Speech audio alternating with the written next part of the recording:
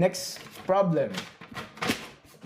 I think kaya naman nating matapos by before 4. Okay? Mabilis lang naman. Ito, very simple. Topic natin, ratio and proportion. Okay?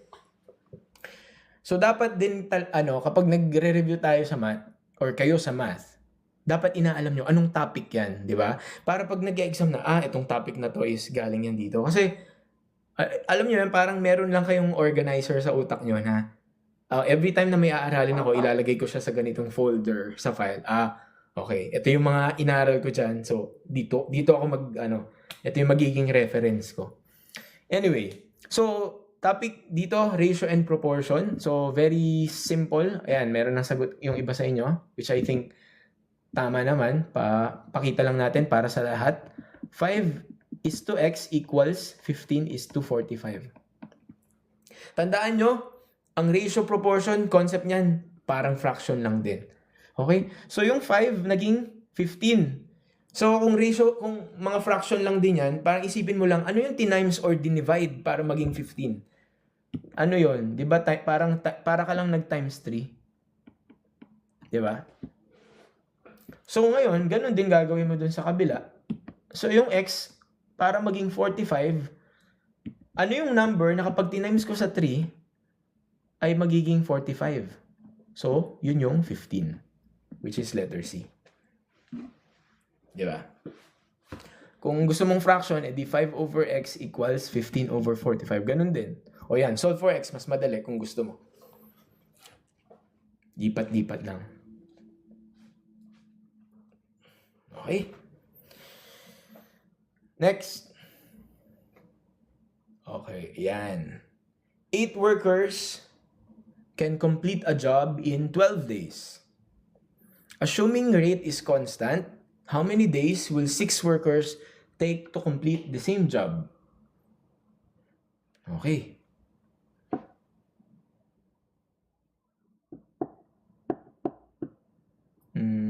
Anim sila. Okay. Sige, ganito.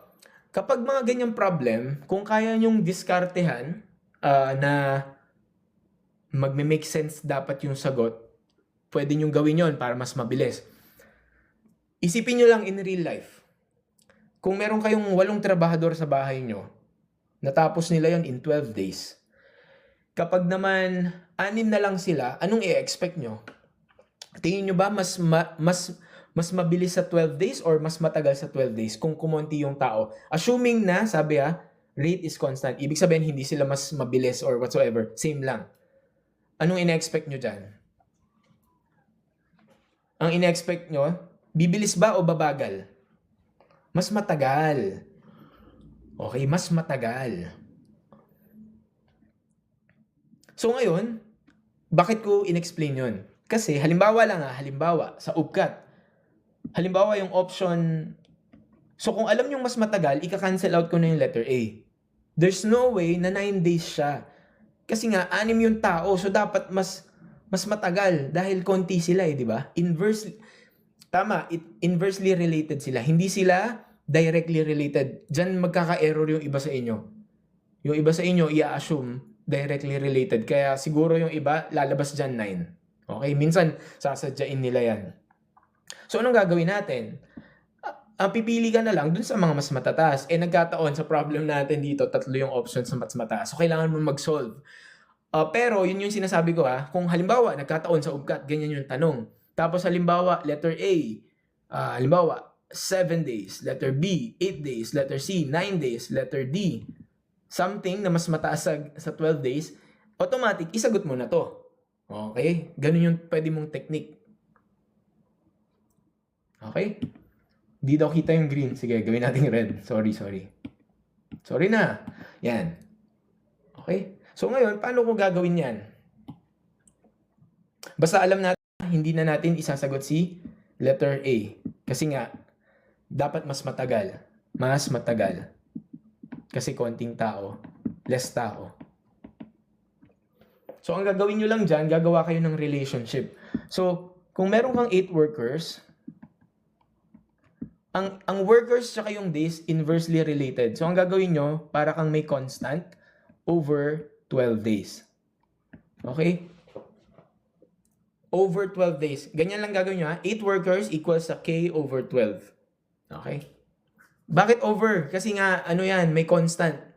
Okay? Inversely related sila. Paano mo lalamang inversely related? Kapag umunti yung tao, dapat mas matagal. Okay? So, ang tinatanong ngayon, ipapattern lang natin dito. Okay?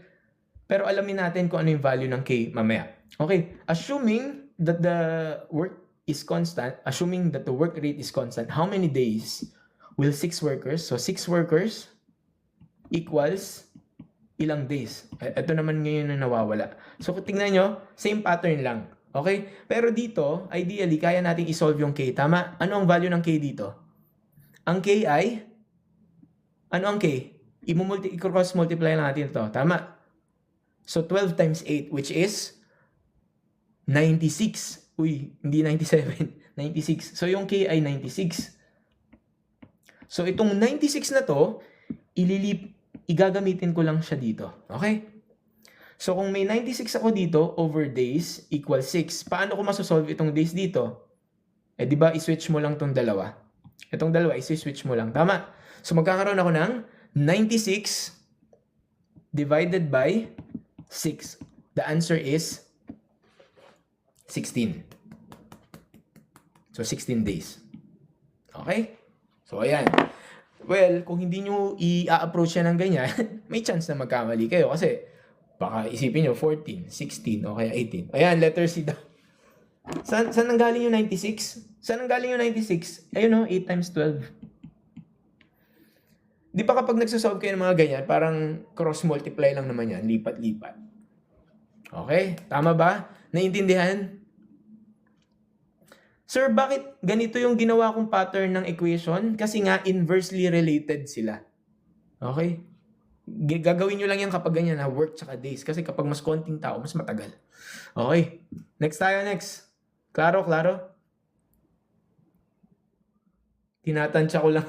Ano tinatansya? Pwede mo rin. Sige, pwede mo tansyahin. Tatansyahin ka din ng OPCAT. Klaro. Okay. May natututunan kayo ha. O, next. Ito. Ratio of milk to water.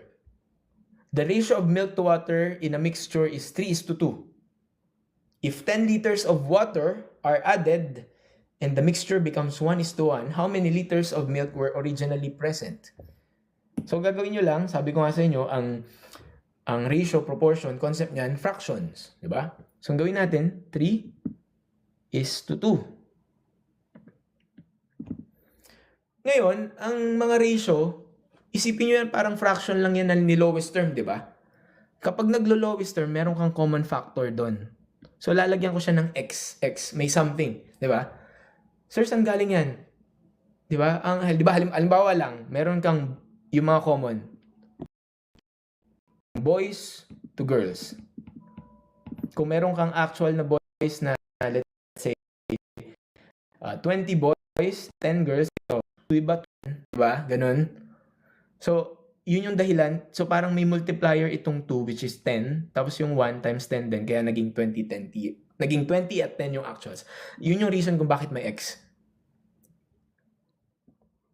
So, ngayon, ang gagawin ko dyan, kung ito yung milk, ito yung water, ang sabi, if 10 liters of water ay added. So, ang gagawin ko, lalagyan ko to ng plus 10.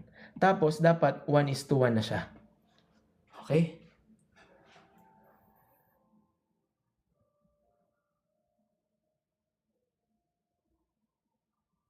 Tapos, isosolve ko na to na parang normal algebra. Diba? Cross natin to 1 times 3x is 3x.